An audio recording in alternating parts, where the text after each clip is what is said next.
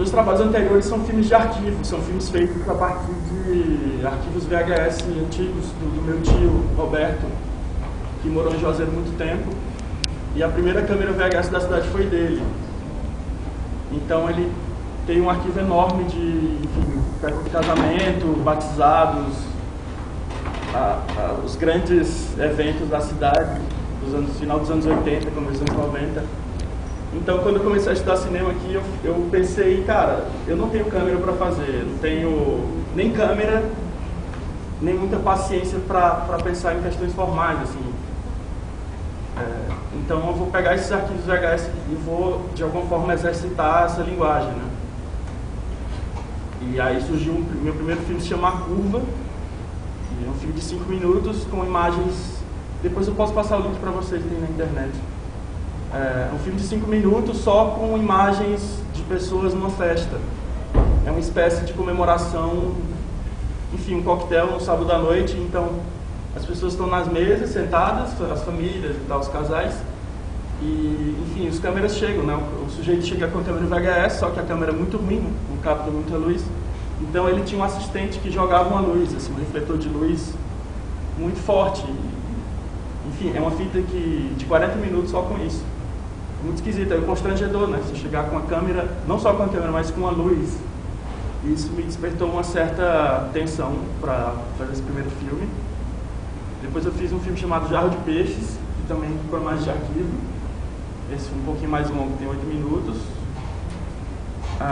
Com imagens de uma família de Juazeiro, Testemunha de Jeová. E eles estão se despedindo, esse material eles contrataram meu tio para filmar essa despedida de um hóspede que estava com eles lá passando férias, um hóspede do interior de São Paulo. Então eles fizeram todo um ritual de despedida. Tem uma coisa, não tem reza, então eles tentam mostrar para aquela pessoa o quão foi importante ela ter ficado esse 1 mês e meio na casa deles. Então é um ritual meio esquisito. É um filme estranho, assim, não, é difícil falar assim, de boca sobre ele. Depois do Jarro de Peixes, eu fiquei um pouco noiado, assim, cara, vou continuar fazendo esses filmes de arquivo pelo resto da vida, assim, onde é que eu vou parar, né? Cinema já é uma coisa tão complicada de sobrevivência e eu persistir nesse tipo de cinema de arquivo, então eu quis sair um pouco dessa zona de conforto e tentar arriscar uma ficção. Foi aí que eu conheci a Deise Barreto, através de um blog. Ela escrevia um blog, ela tinha um blog anônimo, assim, um blog com senha, no Blogspot. Isso foi em 2008, final de 2008. E aí, por acaso, eu sempre vi ela por aqui em Fortaleza, nos cineclubes, em alguns lugares da cidade, só que ninguém chegava perto dela, assim, aquela pessoa esquisita, sabe? Mas eu tive sempre muita curiosidade, assim, eu olhava para ela, caramba, acho que a gente tem uma coisa em comum. Não que eu fosse tão reservado quanto ela, assim. Eu sou tímido, mas não a esse ponto de criar uma reclusão, assim. E daí eu não lembro qual foi um filme, passou um filme nesse cineclube que ela estava um dia. Daí ela pediu a palavra e começou a falar algumas coisas e tal. Eu fiquei, cara, tem alguma coisa aí. Daí eu coloquei o nome dela no Google e descobri esse blog, porque o Google entregou ela, né? O Google eu consegui encontrar o blog e era um título gigantesco, assim, não lembro agora, mas era, sei lá, eram umas 8 linhas.blogspot.com. Aí quando eu entrei tinha uma senha. Daí eu coloquei 1, 2, 3, 4 e entrou. Foi rápido, né? Coloquei 1, 2, 3, 4 e entrou. Daí quando eu vi, eram, sei lá, uns 25 textos. De todos os jeitos que vocês podem imaginar, sabe? Dos mais... Desde crítica de filme, a percepção mais triste, percepção mais alegre, sei lá. Coisas sobre o gato dela, coisas mais densas. Daí eu li tudo. Não, tudo não, já ia dar uma de maluco, assim, mas... Li boa parte das coisas e da vez seguinte que eu encontrei ela, eu falei, olha, eu li seu blog, a sua senha 1, 2, 3, 4. E eu quero que você me ajude a fazer um filme, assim, a gente pode fazer alguma coisa junto. Daí ela se abriu um pouco mais, a gente foi conversando, e aí todos os textos do filme são dela. Assim, a narração não é dela, claro, ela não fala russo, mas ela sempre teve essa identificação muito forte com a Matrioska, sabe? Com essa imagem russa, com essa imagem de longe, com esse dado cultural que é ali, né? E aí, na hora da filmagem, foi muito simples, foi uma filmagem muito simples. Foi um final de semana e eu meio que também fui conduzido por ela, assim, não ia... Foram poucas imposições, assim, não ia impor, ó, Daisy, por favor, faça isso. Não foi uma direção desse sentido, eu deixei ela livre e tentei acompanhá-la de alguma forma. Essa coisa do Dragão do Mar é dela, é um dado dela e tudo mais. Mas aí quando a gente terminou o filme e montou, foi bem emocionante, mas muito estranho, assim. Eu não sei se boa parte de vocês não teve a primeira experiência de filme, né? Assim, de primeiro filme. A maioria está entrando agora na UFC. Mas é bem louco, porque foi uma experiência diferente de ver esses filmes de imagem de arquivo. A sensação de ter feito aquilo foi esquisitíssima. E um medo horroroso, assim. Tipo, cara, isso não interessa a ninguém, isso é bobagem. E aí a gente começou a mandar para alguns festivais. E o filme rodou em mais de 80 festivais, aqui no Brasil, alguns fora. Inclusive, a gente passou um vexame. Eu não fui, assim, eu fiquei com muito medo de ir para o filme, passou na Ucrânia. E, na real, tudo que aquela voz não tem nada a ver com o texto. Aquilo a gente encontrou no YouTube, enfim, é uma coisa picotada, assim, não tem nada a ver com a dublagem. E os ucranianos ficaram assim, eu fiquei sabendo, isso tem nada a ver, cara. Esse filme é uma fraude, sabe? Esse filme foi uma fraude e tal. Mas a recepção foi muito boa, assim, aqui no Brasil. Mas é muito esquisito, porque é aquela coisa, né? E já tinha tido essa experiência com os filmes de arquivo. Vocês possivelmente vão fazer filmes e vão trabalhar com isso, não só fazer, mas fazer parte das equipes e tal. E nunca existe consenso, né? Assim, você nunca... Claro, você quer ouvir elogio, você quer ter um contato, você quer sentir que teve um contato direto com aquelas pessoas, mas ao mesmo tempo que críticas muito bonitas, assim, desde a gente rasgar a página de diário para entregar, não só para mim, mas para a gente da equipe, assim como aconteceu umas 2, 3 vezes, é louco, né? Da mesma forma que no meio de sessão a gente também começou a gritar, isso é uma fraude. Isso não existe, vocês são piegas demais. Só uma perguntinha. Pois não. Chato demais, né? Não, porque eu sou poeta, escritor, escrevo algumas bobagens. Sim. Por que você não busca pesquisar a história dos poetas cearenses para fazer uma história? Desculpa, eu não ouvi. Por que você não procura pesquisar alguma você ela tem poetas que sim. Tem poetas muito incríveis aqui. É um projeto. Moreira Campos, tem muita gente boa, assim. Os contemporâneos também. Sim. Mas por exemplo, no Alguém no Futuro, boa parte eu escrevi, eu não sou poeta também, não sou poeta nem sou ator. Assim. Então, é meio que um exercício em cima disso. Mas a coisa da adaptação, sim, eu quero fazer também. É uma boa sugestão. Sim. E, enfim. Patati Gassaré é um gênio do cearense. Sim. Basicamente, o exterior do pessoal. Mas eu acho que tem que aprender um pouquinho ainda para chegar lá, para chegar nesse patamar, assim. Mas enfim. E daí houve um hiato de 2009 até ano passado, até 2012, sem fazer nada, assim. Depois dessa primeira experiência, porque eu fiquei pilhado, eu queria fazer alguma coisa que realmente, sabe, fizesse jus à coisa. Eu tenho esse problema, eu não consigo exercitar uma forma, assim, digamos, você vai fazer um filme sobre um anão, sei lá, um anão vendedor de pipoca que anda pelo Benfica, assim. Eu não consigo ter esse foco preciso, assim, de, vou fazer sobre aquilo, vou fazer sobre... e tal. Então eu queria ser arrebatado por alguma coisa estranha, assim, alguma coisa, como foi com Matrioska, né? Uma coisa que te bata no peito e que te faça enlouquecer um pouco. E aí, em 2012, eu eu tive essa ideia. Eu sempre fui muito incomodado com essa coisa do tempo, da fragmentação do tempo. Tipo, essa coisa de uma certa moda vintage, assim, me deixou muito puto. Eu percebi que, inclusive, me percebi não valorizando tanto o presente quanto eu deveria, né? Às vezes a gente fica tão, pelo menos, eu tô falando por mim, eu falo a gente, mas eu não... uma coisa de devaneio, assim, sabe? De imaginar ou um futuro perfeito, ou um passado que foi glorioso, e o presente, no meio disso, no meio dessas vontades, acaba meio que renegado a um certo limbo, assim, a uma certa... É como se você tivesse que tolerar o seu próprio...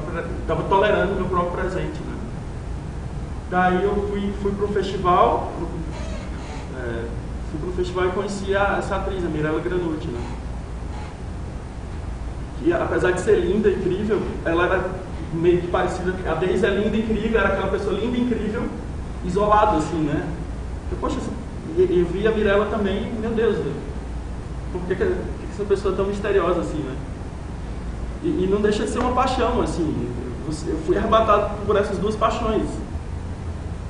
E depois, processando essas paixões, tentando entender por que elas surgiram na minha cabeça,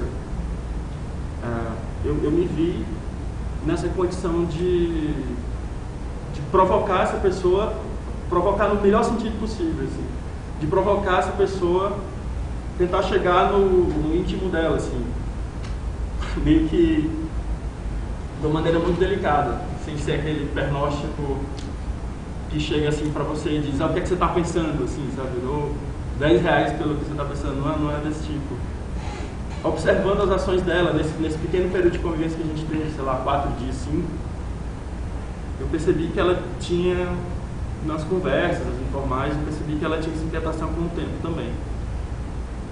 Daí eu pensei, cara, por que não pensar em escrever alguma coisa em cima disso? Eu comecei a escrever, fiquei 3 meses escrevendo, e ela mora em Florianópolis, então à distância a gente ficou meio que nesse contato, produzindo isso, produzimos um texto, só que aí depois, e marcamos a filmagem para abril, inclusive, 1 ano atrás, e acabou não dando certo, e era projeto morto já. Mais ou menos de abril, quando não deu certo, ela falou, olha, eu estou indo pro Chile, consegui um emprego lá, enfim, ela foi, e eu dei por acabado, assim, cara, aquele tipo de projetos que ficam na gaveta, e eu, cara, surtei, assim, o que é que eu vou fazer agora? Eu preciso fazer o trabalho, eu preciso me apaixonar também, assim, e é difícil me apaixonar por uma ideia, enfim. E aí, depois disso, mais ou menos em julho, ela falou comigo, me procurou e olha, vamos fazer aquele trabalho. Daí eu, não vamos fazer mais aquilo não, vamos fazer uma comédia. A primeira ideia era uma coisa muito densa, tão densa quanto isso aí. E ela falou, eu falei, vamos fazer uma comédia, vamos relaxar, cara, já tem tanta coisa deprê, pesada, vamos fazer uma comédia, você é ótimo em comédia, e eu quero sair dessa zona de conforto, quero fazer isso. Daí eu acabei escrevendo uma comédia, e ela veio filmar aqui em agosto, a gente fez os ensaios, e foi muito patético, assim, foi bem patético, na verdade. Bater um texto de comédia com ela, e dentro dessa questão do tempo e tal, um assunto denso, de certa forma denso, mas e rolou aquela angústia, né, assim, cara, eu tenho que mudar, aquilo tem que voltar, assim, né, aquela tensão tem que voltar. Daí foi meio que um tratamento de choque, e aí eu me dei conta do seguinte, cara, é muito difícil quando você pensa numa forma, né, quando você imagina o filme na cabeça, de certa forma, quando você vai chegar na prática, não é. Isso é uma constante, isso não vai mudar nunca. Então, qual foi a saída? Eu não sei se foi uma saída muito certa, assim. Foi meio que, vou chutar a forma, assim. Mesmo, o que interessa, talvez, o que mais interessa é a música e as palavras disso. Eu não me considero, aí pensando naquela hora, assim, não quero ser um virtuoso da imagem. Então a gente vai fazer isso no fluxo. O que der, deu. O extrato disso a gente pensa de novo. Então foi, a princípio, essa coisa meio que sem direção. E aí isso desagou nesse plano de sequência final. Que na verdade, para fazer ele foi bem esquisito, mas como eu estava falando anteriormente, eu acho que é importante talvez você se jogar em papéis, não só em papéis de cinema, mas em papéis do seu dia a dia que você não é habitual, né? Você está na frente de uma câmera, sei lá, se abrindo, mas ao mesmo tempo criando, né? Criando possibilidades, porque também eu fiquei muito preocupado em não ser hermético nessas situações do filme, né? E não ser aquela coisa de você olhar para a pessoa e você ter que codificá-la, né? A intenção era se abrir mesmo, era, por mais louco, piegas, 13 anos de idade que possa parecer, a gente tem camadas de tempo dentro da gente, né? A gente tem esse sujeito de 5 anos de idade, a gente tem esse sujeito de 12 anos, de 14, de 16, né? Que fica ali, né? Então, acessar essas camadas de tempo dentro de você mesmo para compor, sei lá, um trabalho, ou ver um filme, ler um texto, ver uma peça, é uma experiência bem doida, assim, doida e um pouco suicida também. Digo isso categoricamente, assim. Às vezes a gente fica tão confortável numa certa ideia de... Eu quero ouvir vocês também, eu estou jogando coisas que estão vindo na minha cabeça a partir de entrevistas. Mas de como esse tipo de experiência como essa experiência me fez repensar o presente, assim.